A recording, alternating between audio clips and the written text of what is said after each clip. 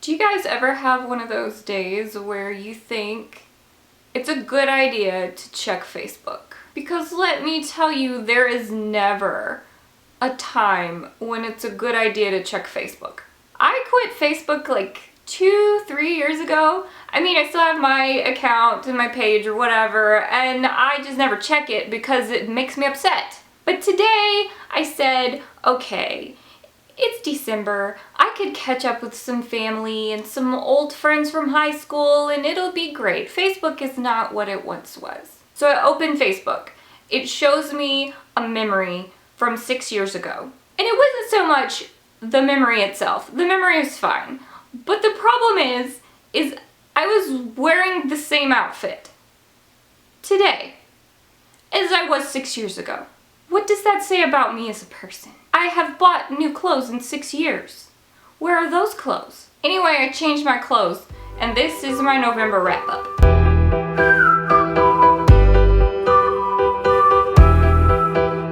Okay, so November was not the best reading month for me, but that was because during the first week of November, during the whole election mess, I didn't really read it all. I mostly had the news on for several days. Between the actual election and the moment that we determined who the next president would be, I was mostly a wreck. But when I did start reading again, I picked up Bringing Down the Duke by Evie Dunmore. This is a historical romance, which is probably my favorite type of romance, but I'm just not much of a romance reader, but I did like this one. There were some times where I was kind of wondering how this could possibly resolve in a way that was desirable for both parties, and I think that it did. I am conflicted about the ending, and I don't want to say what it is, but I feel like a happy ending in a romance is when both parties have been fulfilled, they did not give anything up, they are both better for having been together. And I don't feel like that's what happened here. I feel like a lot was lost that I don't really feel like it had to be. I just really wanted Annabelle to turn out to be like some kind of secret princess or something. If it's a spoiler that she's not a secret princess, then I'm sorry, but I kind of feel like that was far-fetched and that I created that in my head and you would have never thought that might be a possibility. But anyway, I gave this book 4 out of 5 stars. I think I was trying to read it at a bad time because a lot of this book deals with election propaganda and party lines and a lot of conflict between belief systems, and I was trying to read it during all the election mess and oh no. And I had no idea that that's what it was going to be. I just got that unlucky that I picked a book that had some political undertones to it while I was dealing with the election. The next book I read was Beneath the Sugar Sky by Sean Ann McGuire. This book is the 3rd book in the Wayward Children series, and I feel like this series is really hitting its stride. I mean, I know there's a bunch more books after this one, but these are the only ones that I've read are the first 3. And I think that this one was the best one so far. I don't know why I didn't really connect with the first book. I mean, I was always going to continue the series. It's not like I hated it, but I just didn't connect with the characters. I didn't understand where anything was going. It was a little off-putting. It's like it was trying to be weird for the sake of being weird. But then the second book really hooked me. I like Jack and Jill as characters, but then I was conflicted because I thought maybe I liked the second book better just because it was in a different place and it was following characters that weren't explored as thoroughly in the first book. And I was thinking once we got later in the series and came back to the school, I was going to hate it. But that was not what happened. I thought this one was even better than the second book that followed Jack and Jill. This book doesn't really have a main character. It's kind of like an ensemble cast of characters going on a quest. And they visit lots of different worlds, and then a lot of it does take place at the school. I really liked all of the different settings, and I liked all of the different characters. I even connected with some of the characters that were in the first book way more in this one than I did in the first one. And I don't know if that is because it's building on my past familiarity with them, or if this book just hit just right. I don't know. This book basically begins with a girl falling from the sky, insisting that she be reunited with her mother because in her world she is disappearing because something has clearly happened to her mother and she was never conceived. And it's not supposed to make any sense. The timeline is totally off the wall, but that is the joy of the Wayward Children series. So the whole book revolves around what they are going to do to try to keep this girl from disappearing because she was never conceived. We get to revisit characters from the first book that we thought were lost. We get to visit a new world that's made entirely of confection-like materials. It's really great. And this one really dives deeper into the lore of the doorways that these children are passing through into different worlds and like the reasonings why.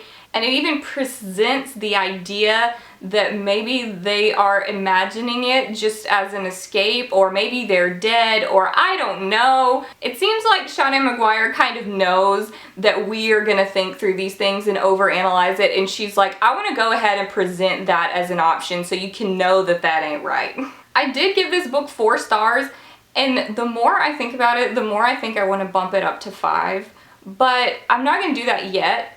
A lot of times with my 5-star books, they start out as 4-star books and then they stay in my head and won't leave me alone, and I bump them up later, which may be what happens here. The next book I read is Transcription by Kate Atkinson. And yes, we've got the sticker again, just don't worry about the sticker. Kate Atkinson is one of my favorite authors, so I have really high expectations anytime I pick up a book that she's written. But this book, once again, lived up to my Kate Atkinson hype. I thought in the beginning that I wasn't going to like it because there were a lot of names that I couldn't follow, and everyone had like a double identity, and I was having trouble going back and forth between time periods, but I caught on. It was great. This was one of those books that you still don't know what's happening until the very last pages. And I didn't even realize there was going to be some kind of mystery resolution. This isn't a mystery book, it is a historical fiction, but it does have a plot line that allows for Kate Atkinson to play around with what you're experiencing, and so you are wondering the whole time whether your narrator is reliable, whether people are who they say they are, and really I had no idea. I wondered if the main character was crazy for half of this book. This book follows the main character of Juliet through 3 different time periods. The beginning is the 80s, where she has just returned to London from an apparent long absence that's unexplained.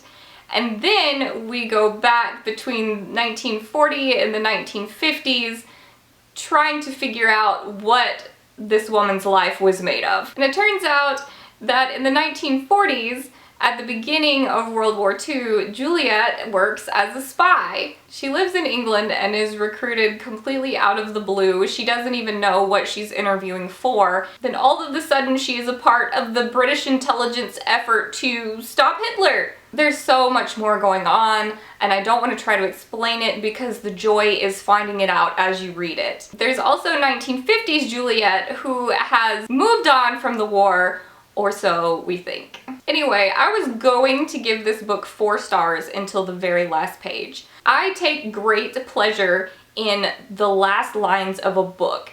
If you can really get me with those last few lines, I will almost always give it 5 stars. And I went like totally dry-eyed into the last page of this book, and I was sobbing by the end of it. So I don't know what happened.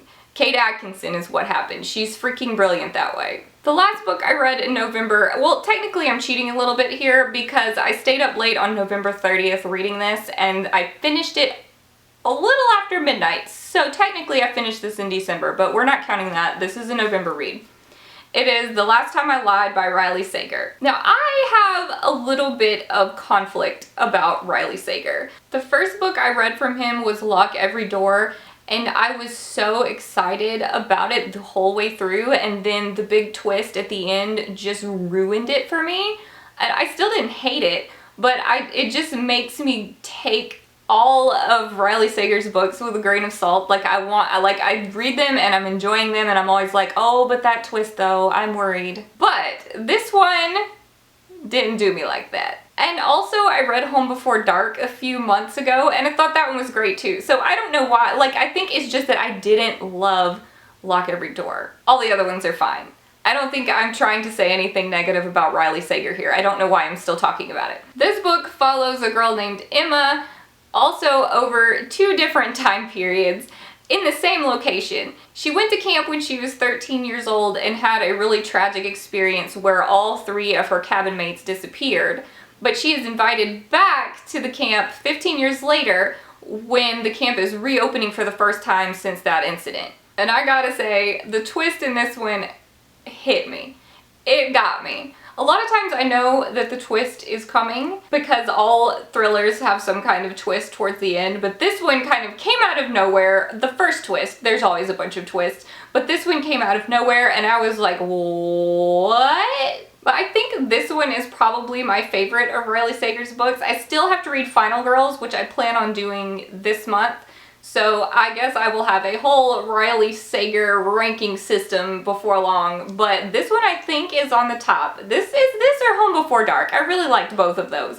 But Home Before Dark, I think I enjoyed the book within the book. I really liked that story, but I didn't love the actual overarching plot of that book. That's not gonna make any sense if you haven't read it. I'm sorry. But this one, I really liked the whole thing. Okay, so those are all the books I read in November. I know it's not very much, so I didn't have a whole lot to say. This video is probably short. If it's not short, then I'm sorry. That means I rambled way too much. Anyway, I hope you enjoyed this video.